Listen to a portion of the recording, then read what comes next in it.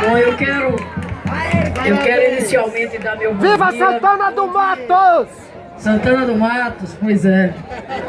Vou mandar logo um abraço para Natal, para Rio Grande do Norte. Beleza.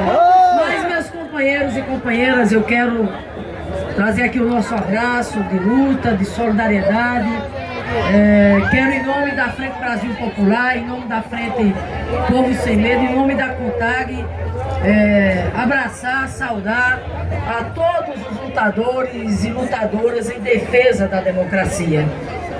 Esse 1º de maio de 2016 não é um 1º de maio qualquer, por tudo que está exatamente acontecendo no nosso país.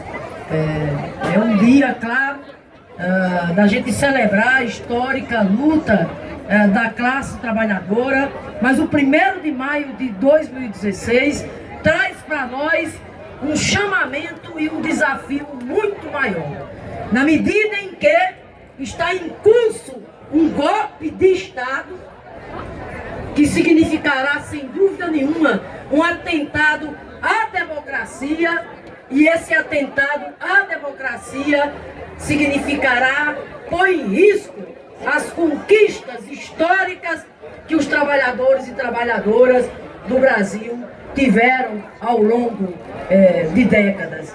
Então, esse 1º de maio é um 1º de maio, acima de tudo, minha cara deputada Érica Cocai, grande lutadora. Esse 1º de maio é, acima de tudo, um dia para a gente protestar, para a gente denunciar o que está acontecendo exatamente no nosso país.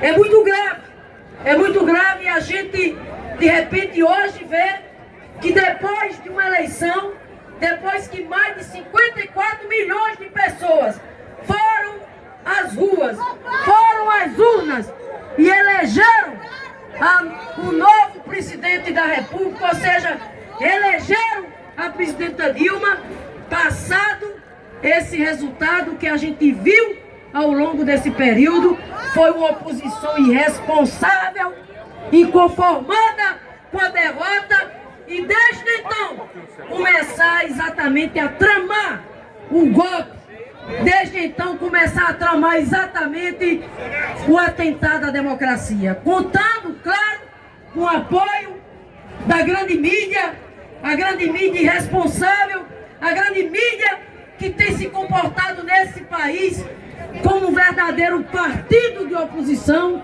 e como se não bastasse, deputada Érica, infelizmente, ainda contaram nessa trama para assassinar a democracia, ainda contaram com setores do Poder Judiciário, com setores, inclusive, dos agentes de Estado.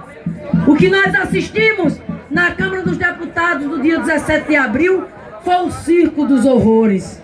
Aquilo envergonhou a maioria do povo brasileiro, chocou a maioria do povo brasileiro, e não só o povo brasileiro, mas o mundo inteiro, pelo que teve de grotesco, de deplorável, pelo que ali foi expresso do ponto de vista do desrespeito à democracia, do desrespeito à soberania popular, por tudo lá que teve, do ponto de vista, inclusive, da apologia da tortura, do ponto de vista de negação da luta em prol dos direitos civilizatórios e dos direitos humanos.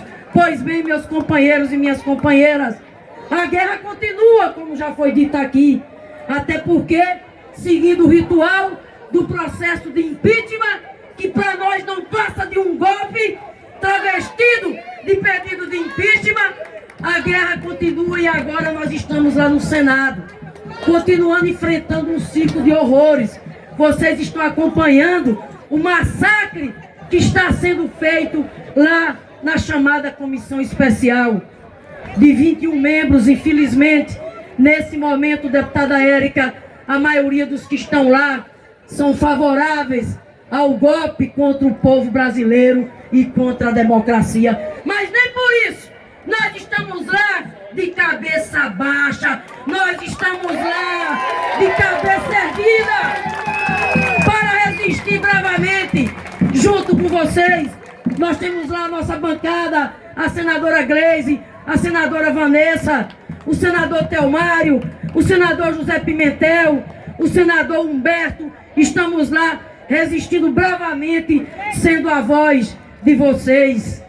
Mas eu quero dizer, meus companheiros e minhas companheiras, que é preciso a gente denunciar cada vez mais, porque o circo de horrores lá no Senado começa a partir do momento quando de repente forma-se uma comissão especial e essa comissão especial escolhe para ser o relator desse tribunal de sessão nada mais, nada menos do que um senador que é integrante do partido que vai passar para a história, que é o PSDB, como partido, o principal partido que protagonizou e que está protagonizando o golpe contra a democracia.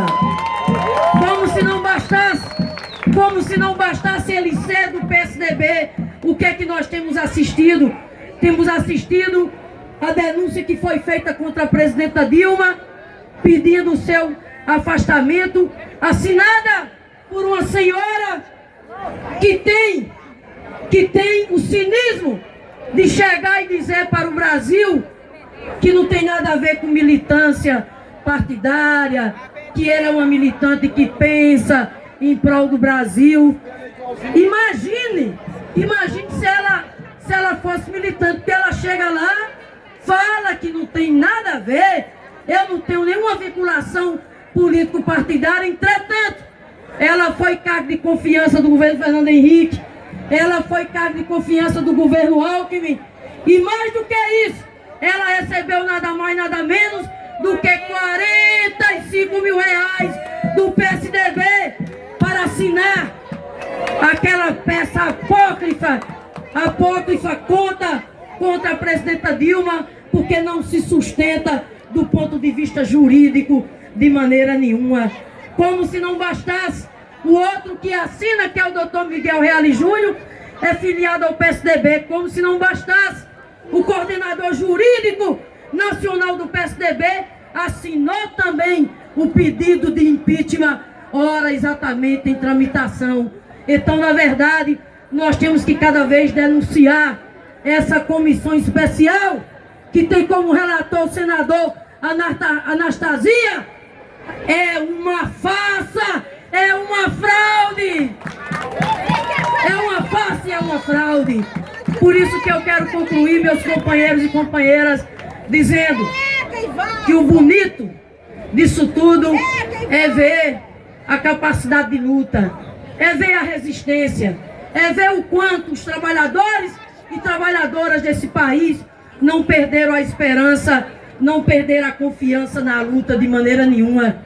Nós sabemos que muito mais do que defender a democracia, defender a soberania popular, está em jogo a gente evitar o retrocesso, está em jogo a gente garantir as conquistas que nós obtivemos nesses últimos tempos, porque como se não bastasse deslegitimar o resultado das urnas, ainda por cima, de repente corremos o risco de ver um conspirador sentado numa cadeira presidencial que não lhes pertence, porque ele não teve voto para ser eleito presidente da República. E hoje tenta cair de paraquedas numa cadeira presidencial que não lhes pertence. E o mais grave, além de querer sentar numa cadeira que não lhes pertence, ele apresenta um programa para o povo brasileiro que é simplesmente o maior perigo do ponto de vista das conquistas que nós obtivemos até hoje. A chamada ponte para o futuro, na verdade, significa uma ponte para destruir o presente e o futuro das conquistas importantes do povo brasileiro. A ponte para o futuro, se uma vez viesse a ser implementada, significaria pôr em risco, por exemplo, os direitos dos trabalhadores consagrados na CLT, consagrados na Constituição de 88. Significa esse programa, se vier a ser implementado, trazer de volta, deputada Érica, a privataria tucana. Significaria, por exemplo, com a desvinculação das receitas para as áreas de educação e da saúde, o fim do SUS e o fim do Plano Nacional de Educação. Portanto, é disso que se trata a nossa luta. Por isso, meus companheiros e minhas companheiras, nós não podemos desistir de maneira nenhuma. A luta não terminou. Não vamos nos deixar levar por essa mídia golpista que tenta a todo custo dizer que o quadro já está dado. É bom lembrar que essa etapa agora é a etapa da admissibilidade. É bom lembrar que temos uma outra etapa pela frente, que é a etapa final. E o mais importante aqui de ser lembrado é que nós não desistiremos. Nós sabemos muito bem o quanto custou a conquista da democracia. Nós sabemos muito bem o quanto nos custou ter o direito de eleger presidente e ter eleito o maior presidente que esse país já teve até hoje, que é Luiz Inácio Lula da Silva. E de ter eleito a primeira mulher com a biografia e com a história que essa mulher tem de compromisso em defesa da democracia e em defesa da justiça social. É esse o debate que está colocado, é esse o desafio que está posto. Por isso que nós não fugiremos à luta de maneira nenhuma, e a luta se faz dessa forma, é nas escolas, é nas universidades, é nos locais de trabalho e é nas ruas. É nas ruas que nós vamos continuar mobilizados para derrotar o golpe. Viva a democracia!